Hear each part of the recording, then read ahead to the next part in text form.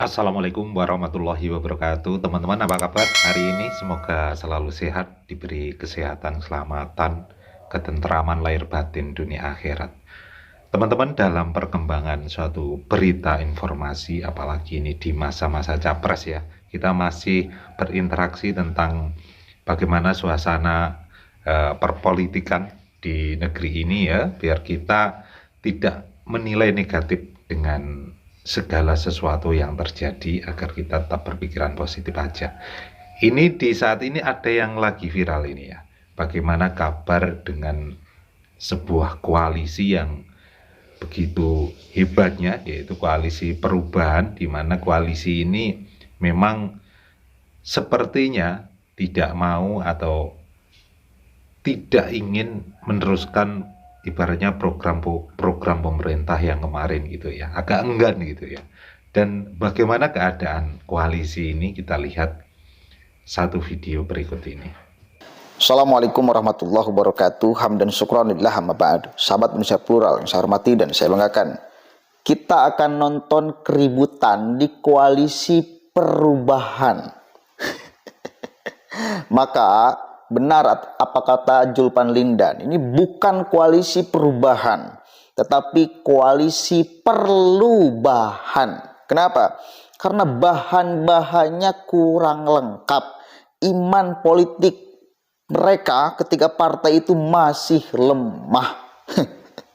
Masih belum menjadi satu kesatuan yang bisa mengusung perubahan. Masih mementingkan ego masing-masing partai, belum menjadi kekuatan utuh, kekuatan sempurna untuk mengusung Anies Rashid Baswedan. Itu kata Julpan Lindan. Apalagi watak Surya Paloh yang kemudian kita tahu sama-sama bagaimana. Dan ternyata ucapan itu terbukti sekarang. Andi Arief, politisi Partai Demokrat, katanya di koalisi perubahan ada pengkhianat. Demokrat akan terus bersama PKS. Berarti jelas yang disebut pengkhianat oleh Andi Arief adalah Nasdem. Entah apa yang menjadi alasan Nasdem dicap sebagai pengkhianat. Padahal dia adalah partai yang pertama menggagas mengusung Anies Rashid Baswedan. Oke, kita dengarkan dulu sama-sama saudara keributannya ya. Aduh, ini Imam Mahdi nyalon presiden. Halo Mas Soli, kita cek nih.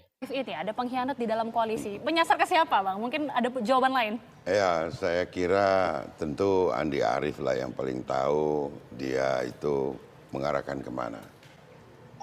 Tadi kalau kita dengar dari PKS, ya tentu itu tidak diarahkan ke PKS kan begitu. Salah satu katanya. Kalau bukan ke PKS, mungkin ke Nasdem. Tapi kan pernyataan dari Bang Andi di cuitan Demokrat tetap bersama PKS meskipun ada pengkhianat di dalam koalisi. Ya. Apakah artinya menyasar ke Nasdem ini, Bang? Saya nggak ngerti landasan berpikirnya apa. Jadi begini, kisah ini kan cukup panjang sebetulnya. Saya ini sebetulnya merasa miris gitu.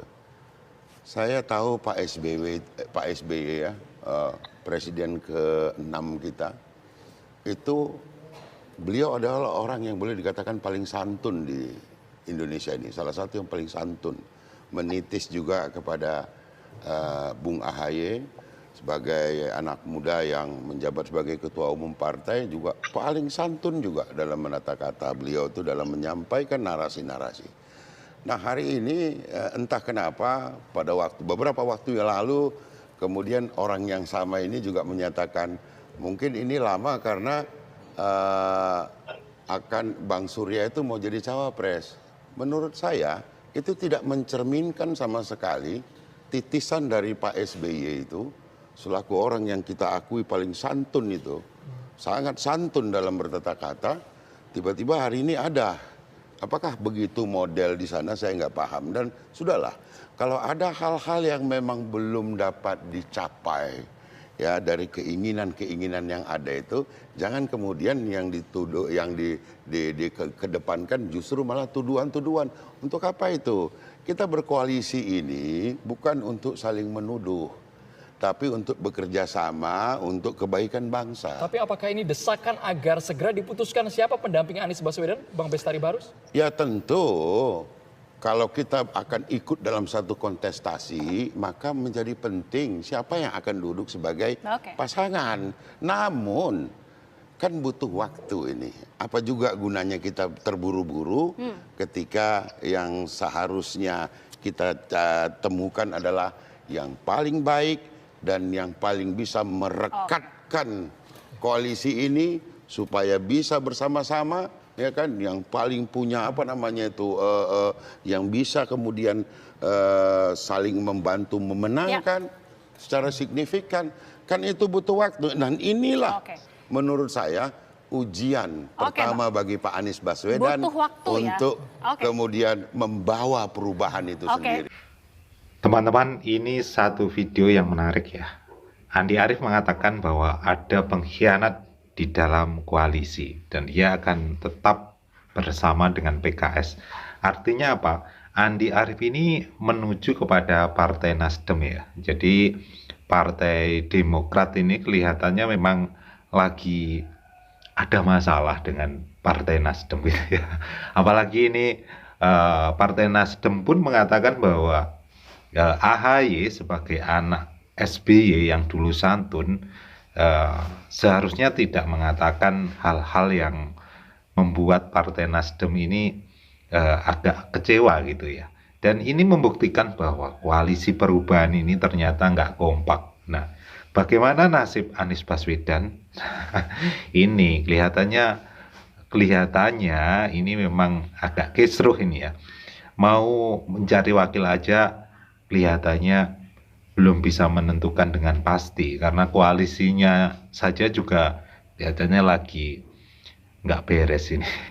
Semoga nanti ini teman-teman yang kemungkinan mengikuti peristiwa-peristiwa politik seperti ini bisa mengambil hikmah ya, bahwa dalam suatu koalisi atau persatuan dari suatu kekuatan partai-partai itu tentunya ingin memiliki visi misi yang sama, karena visi misi yang sama itu sangat penting karena berhubungan dengan bagaimana masa depan bangsa ini. Kalau koalisinya aja sudah bentrok, bagaimana dengan bangsa ini nanti kalau perjuangan yang berjuang itu sudah sikut-sikutan gitu ya. Ya, tergantung Anda berpikirnya seperti apa. Koalisi mana yang Anda lebih suka?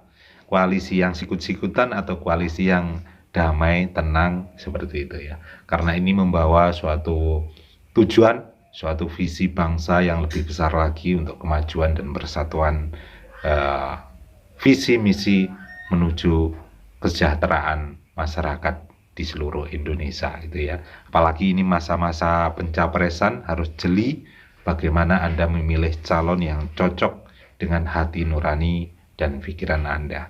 Semoga video ini bisa bermanfaat. Ihdinas siratal mustaqim. Wassalamualaikum warahmatullahi wabarakatuh.